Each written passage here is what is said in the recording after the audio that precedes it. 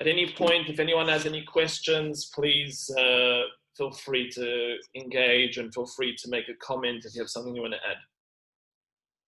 Anton, Clive, nice to have you all. I'm not welcoming the others as I see them almost every day. I think I spend more time with you than I do with my wife. This is, you know, a very beautiful thing. So let's have a look. Definitely not in lockdown mode. All right, let's have a look. Nikach dugma pshuta mechai yomiyim. We're going to try and understand a very simple circumstance that may take place in our lives. And I think this teaching, which is from the Bilvavi, is a teaching which is very relevant in the type of daily activity that we have. And it's almost a teaching which I think is very much part and parcel of the circumstances that we're in, and really what the circumstances that we're in are trying to teach us. So let's have a look what it teaches us. Adam Yoshev boydek es cheshbonos habank shaloi. So imagine the Bilvavi here says a person sitting and he's checking his cheshbonos, meaning he's looking at all his bank statements. Daf achrei daf, he's checking page after page. Berikuz v'tzumas leiv. And obviously, he is very focused on the different cheshbonos, on the different bank statements. Liado moitzev machshir telephone. He now has a calculator next to him. V'gam machshir telephone shalei zmanim. Im be'emtze b'dikas hacheshbonos yitzaltzel telephone v'hu yane kol hacheshbon ya'aved lo v'yitztarech lehaschil kol me'tchila. Now, it's a very powerful analogy. Okay, so he's now using his phone, and on his phone he has a calculator. So he's sitting there and he's using the calculator on his phone to make all of the calculations of his bank statements. But now his phone starts ringing in the middle of all of the bank statements that he's dealing with. If he answers the phone, he's going to lose all of the calculations that have been entered into his phone. So now, what is the Bilvavi teaching us? The Bilvavi is teaching us something fundamental. Obviously, we don't want to look at life as a constant engagement with adding up our bank statements.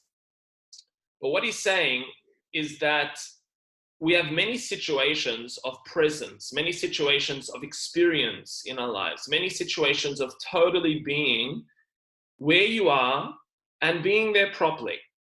Now, what happens is the phone starts to ring.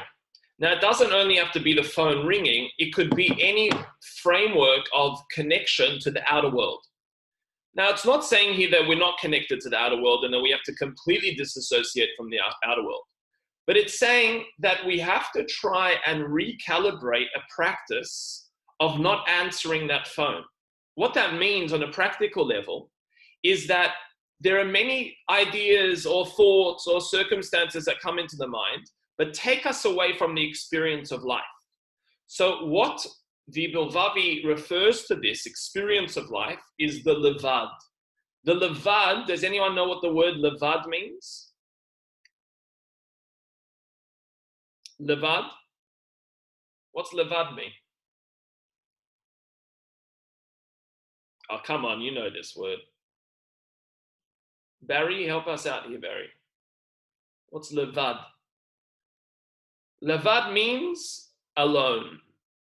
Now, that's what the word levad means. Welcome in, Lan. Levan. What? Levan. Not levav, is it? No.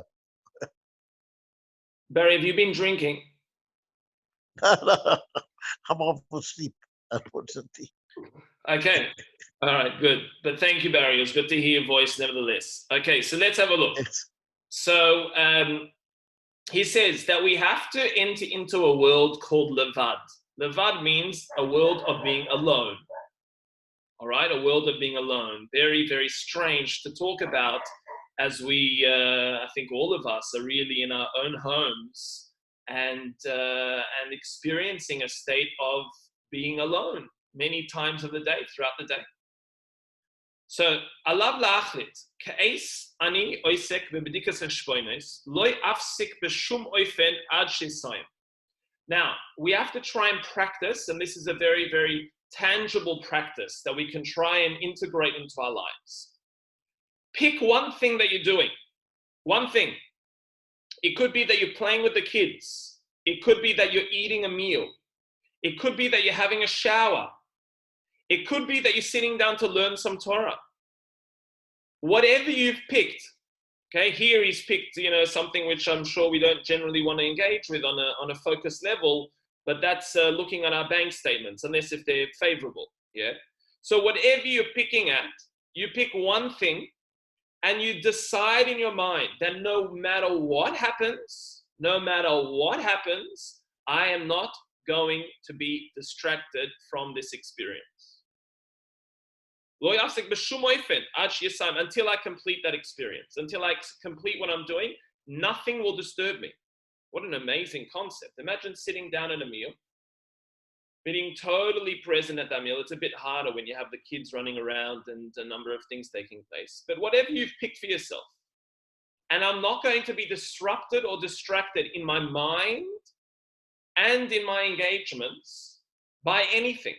I'm going to be totally present and subsumed in that experience. If someone's going to call me now on the phone,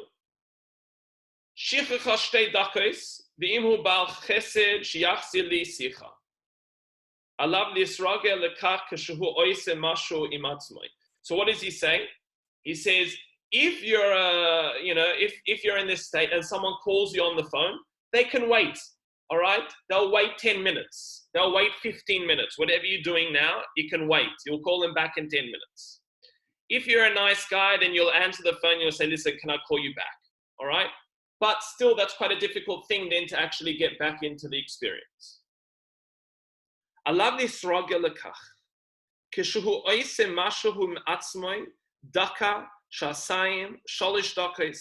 We have to, ladies and gentlemen, actually I don't think there's any ladies with us this afternoon. Gentlemen, we have to become more accustomed, more comfortable. We have to build up the muscle of focus. We have to build up the focus of being within our world called the world of Levad. That world means that when I'm with myself and I'm doing something, I am there totally by myself and I'm experiencing that totally without any disruption, without anything taking me away from it. It could be even for a second, and that's a frightening moment. Even for a second to be focused totally on something without being somewhere else, but totally present. The Vilna Gaon, the Gra, had a certain meditation. And he would say this meditation, okay? And it's a very powerful meditation if you struggle to do this. He said the following. He said, meditate on the following concept. I can't remember the exact order, but I think the concepts and the points are still very, very powerful.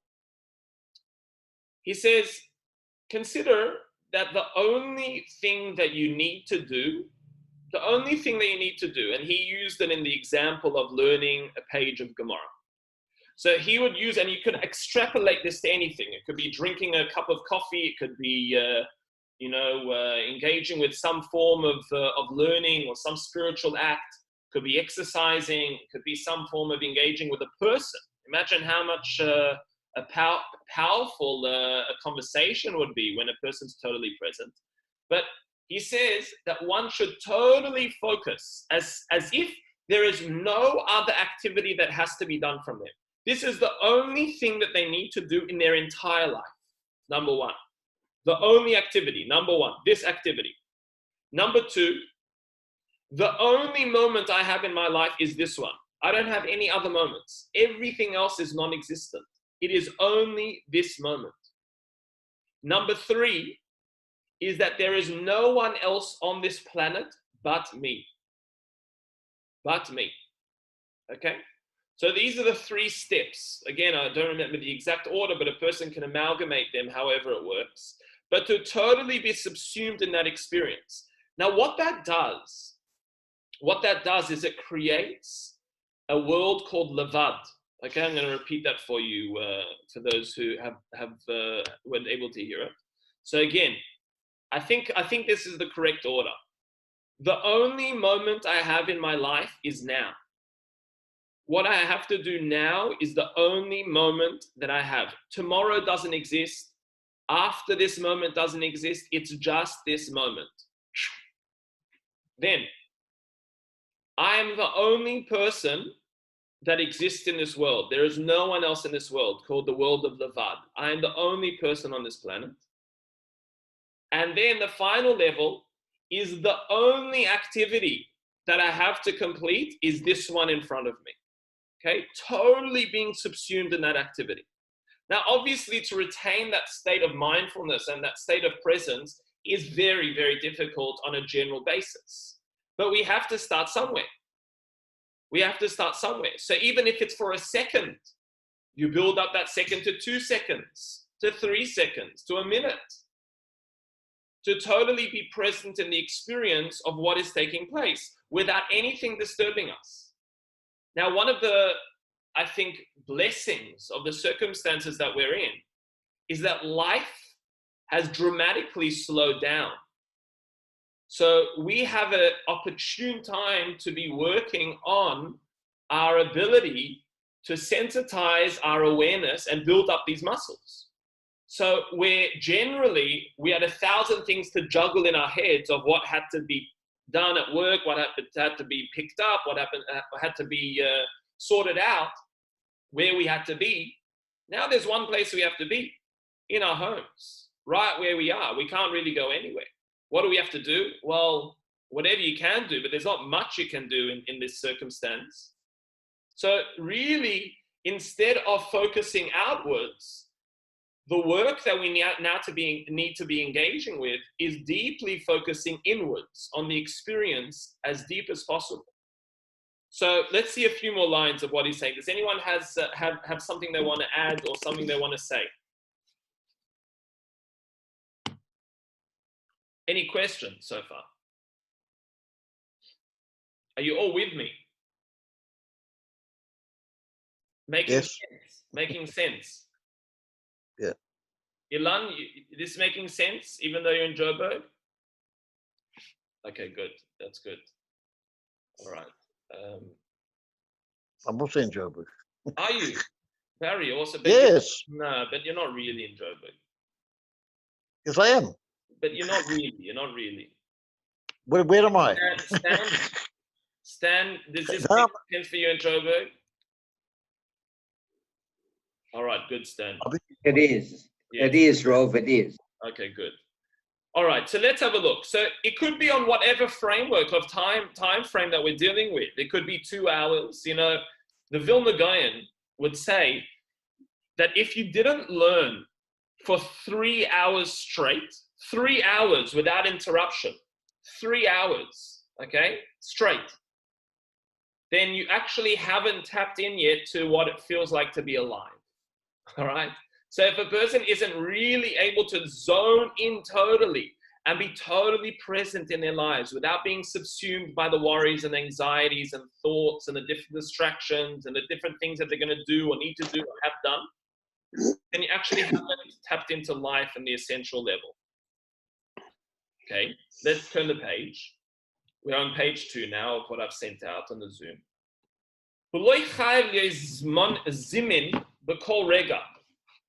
Okay. Soif kol soif loy meduba besicha dechufa biyonos la hu ma'aved es hacheshbon ben soy hu oiches. So now what it's saying is you don't have to be online every second of your life. Okay, this concept of having to be online and accessible every second, and it's almost like you've got 20% of your mind where you are, and the other 80% is like, who's going to call me? What do I have to? What's going to come? Who's going to try and get in touch with me? We're seeing here that that's not a requirement. That's a fallacy. Now, it's not talking here if there's a sicha dechufa, which he refers to if there's an emergency. Obviously, if there's an emergency. But we're saying here is pull out the plug of everything out there, pull that plug out, and actually be totally present without any connection to anything out there. Nothing apart from what you're doing now. And that's a very, very powerful spiritual exercise. And it's almost that without this exercise, a person loses the deeper sense of spirituality that's inside of them. Nachon yachol hu loima loy noira ma ze meshane ascheles a cheshbon pam leisefes. So what does a person generally say to themselves? Person generally says, it's not so bad. Yes, I'm talking to someone, or yes, I'm engaging with something, but let me answer the phone, it's probably important. It's not so bad. I'll be able to get back to what I'm doing. But he says this is incorrect. That's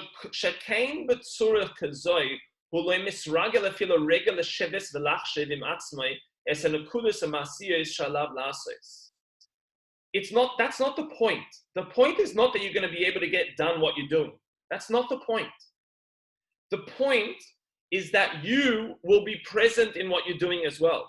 That you will be totally there at the same time of doing it. That's the point.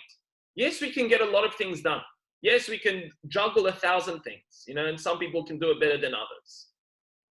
But what we've lost is the ability for a couple of minutes in our lives to totally be present, totally in ourselves, totally with the experience, totally with life. Nadgish, einenu medabrim adayin al ruchnius, anu medabrim al olam ha'maise ha'gashmi ha'muchlak. And he says here, just notice, we're not even talking about anything in terms of overtly being spiritual activity. We're talking about simple day-to-day activities. What here Rav Schwartz has brought from the Bilvavi is just looking at bank statements, being totally present in that and not being disturbed by it. Something so, again, it depends on what your bank statements are saying, but something so simple, so trivial potentially, can be subsumed with such attention and such presence that it itself becomes spiritual. And what those things do is it builds the muscle of awareness. It builds the muscle of focus. It builds the muscle of attention. It builds the muscle of connection.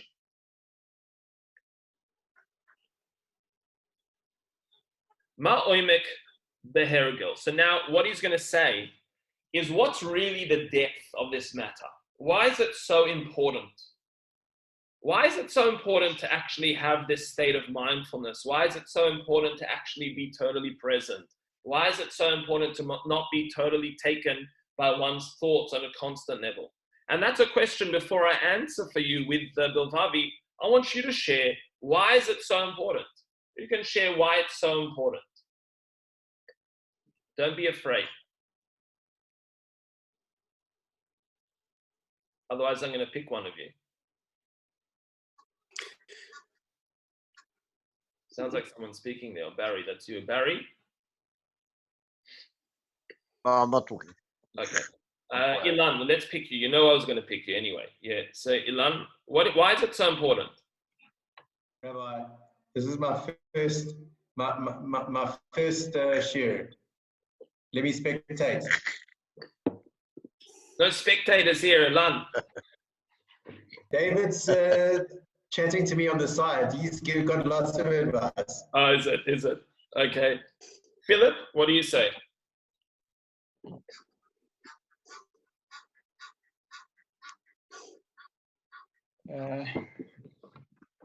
Why is it let me think a bit more. Yeah. Manuel? Be present in the, yeah. Present with what you're doing.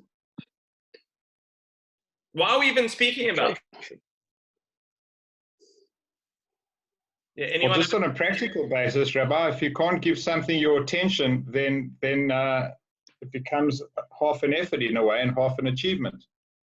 So just on a practical basis, same way it was discussed the other day, that practically one just needs basic respect. So it's just giving the matter at hand its full attention to achieve the maximum. on a Okay, practical good. basis. All right. On a deeper basis, I'll wait for your explanation.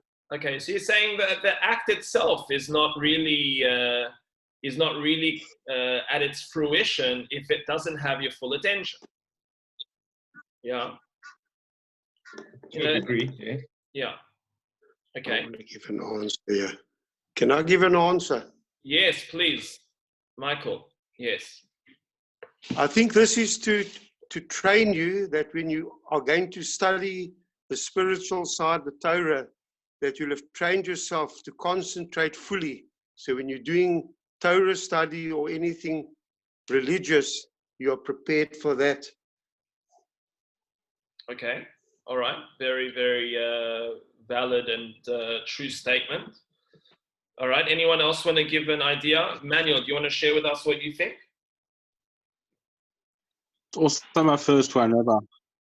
Okay. I would actually say that the present moment is all that you have.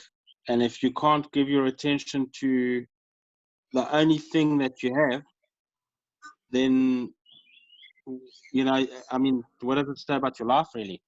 Right. You can only, all you really got right now is now.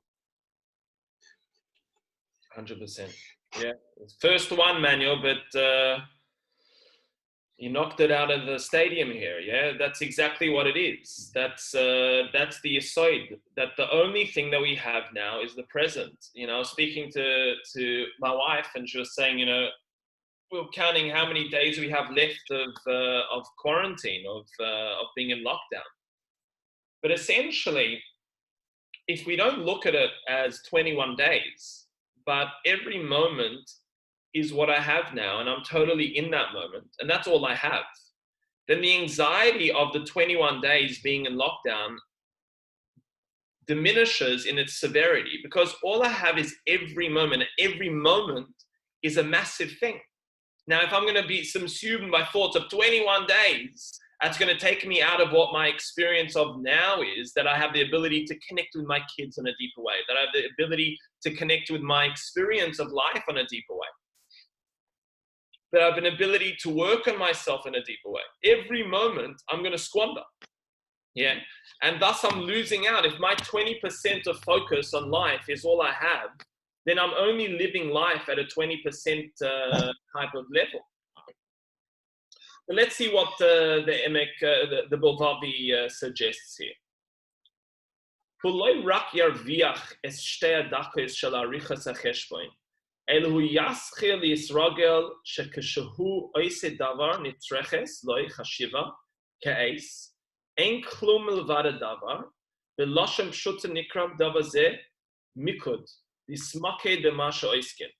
So at the moment, he's saying it's not only that you're going to gain the 2 minutes that you've now been able to focus properly, but it's that you're building the muscle of focus, building the muscle of mindfulness, building the muscle of presence. Yeshna adam amachzik shnei telefonim v'oinim lefneihem ozmanis. He says there's some people that have 2 phones and they're speaking like this at the same time, you know, one hand and the other hand. Not only that, at the same time, he's looking at something else in front of him.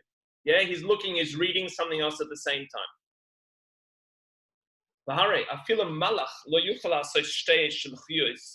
We learn a fundamental question, a fundamental point, and that is an angel. What do we know about angels? Is one of the most well-known concepts about an angel is that they only ever have one mission. One mission. An angel, it says, is never able to have 3, 2, 5, only one mission. And we see this when the angels were sent to Abraham. How many angels were sent? 3. And it says that those 3 angels all had a different mission. I think you said 3 there, Ilan, didn't you? No, I said 2. It's that, well, what you meant was that one angel came to bless, to bless him with a child. That angel was for Sarah. The other 2 was for Abraham. Yes, very good. Very good. Excellent, Ilan. Beautiful. So we have the three angels, but it says why three? Hashem could have just sent one. It's to tell us that spirituality, the spiritual mentality, is to be able to be totally focused on what you're doing and only that.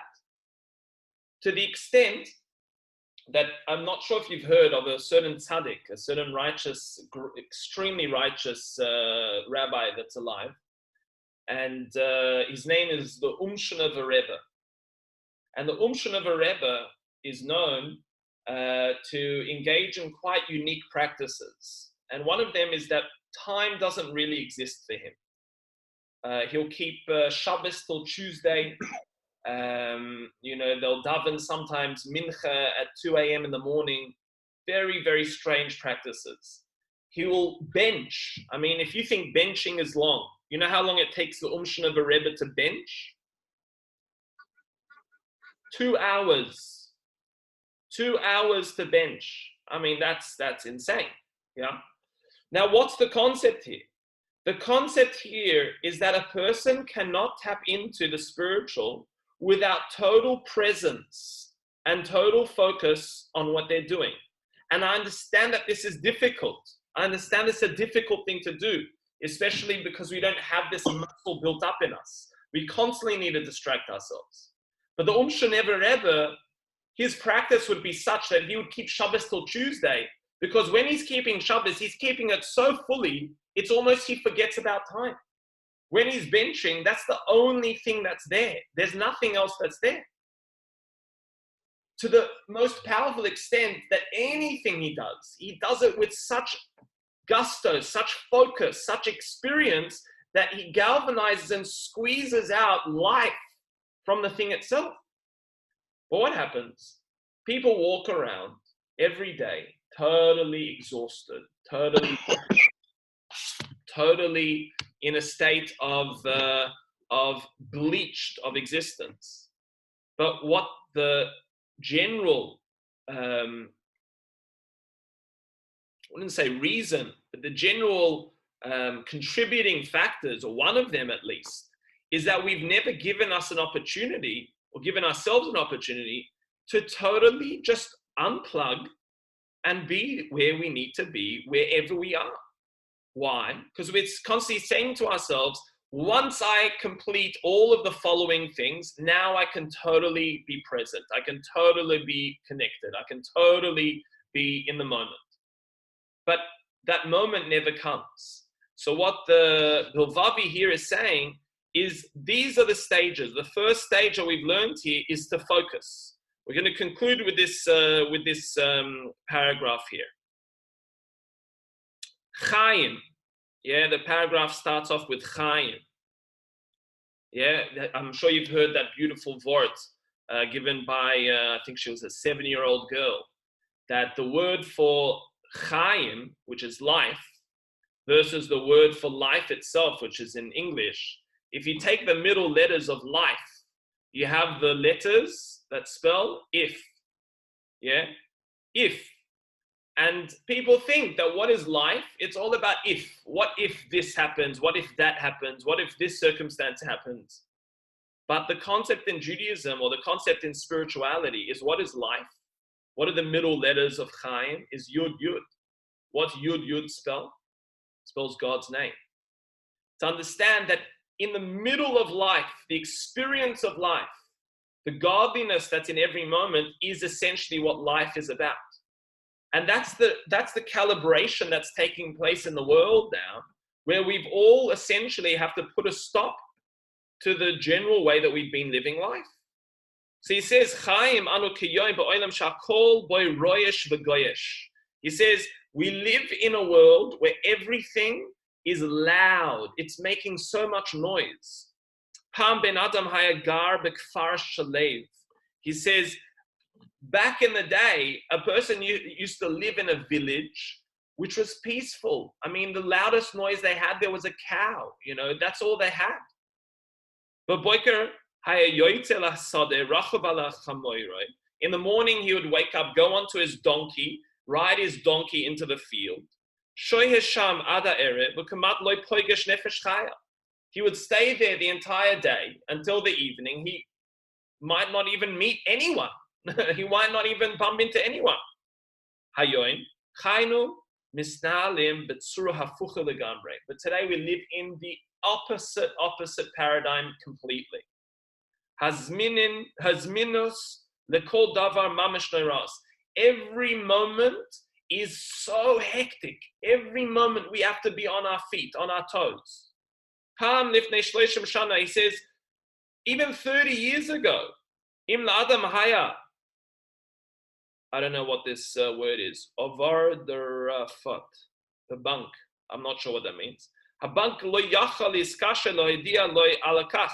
Says, if a person had something happening in the bank, 30 years ago, the bank wouldn't be able to call you to let you know what's going on. Many people didn't even have telephones. Sometimes, to actually send a letter or send some form of communication, sometimes a person will have to wait many years. It's not so far away that this is how we used to live.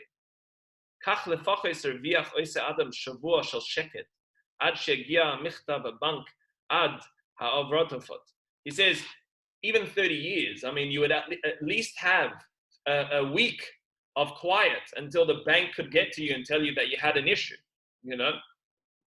What we're learning here is what we're essentially tasked to do now, is to take the plug of life, what we call life, and for a couple of minutes, 10 minutes, whatever the experience we choose for ourselves to engage with, a practice of pulling it out, saying, I am totally in your hands, Hashem.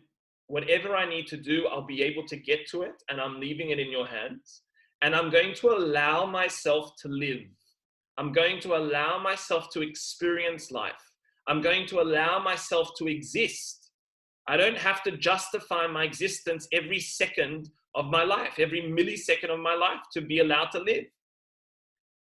This is what we're learning. This is what we're experiencing in the amazing circumstance that humanity is in. It is just insane how clear of a task we have in front of us in terms of slowing down life, allowing ourselves to be more present with ourselves, with our experience of life, with our experiences around, seeing that there's nothing in front, there's no tomorrow, there's nothing after this moment, and being totally present in the current circumstance of positivity that a person is able to galvanize within. Now, just to conclude, the last minute that we have left, the reason why we find this so difficult is we think that there's nothing in front of us. So when we're told to be in the moment or told to be totally focused, I'm not so interested, because when I can look at what's happening here, what's going on there, I'm much more excited, because it's much more exciting to think about what's going on. But we're wrong. In fact, the depth and the yud, the godliness, is found in that moment. And if we squander it, we're not going to be able to tap into the nutritious aspects of that spiritual experience that's in front of us in that moment. There's nothing more powerful than being in that moment. And it's not about the moment itself. It's not even about what you can get out of that moment. It's by virtue of the fact of totally being present in that moment. Do you tap into your deeper self? Do you tap into the godliness that's inside of you? It's not actually in the moment. It's in your awareness of that moment. Yeah. So Hashem should bless us. I hope this has made somewhat of sense in terms of our opportunity. And Hashem should bless you all with a lot of bracha, a lot of siyata d'shmaya, and a lot of opportunity that we have to be able to tap into life itself, which I think many of us, including myself, have very much forgotten the opportunity and what we have in front of us. All right, so it should be with bracha. Tomorrow morning, I hope you can join us. We'll be carrying on with Pirkei Avos at 8:30 a.m.